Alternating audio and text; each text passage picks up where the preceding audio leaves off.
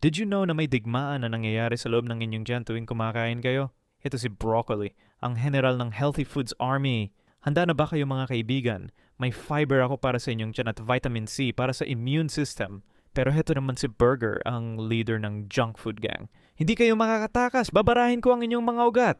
Sumali si Spinach sa laban. Iron Power activate, lakas para sa buong katawan. Biglang dumating si Soda. Sugar Rush attack! Pero mabilis din siyang nawala, leaving everyone tired. Tumutulong si Apple sa backup.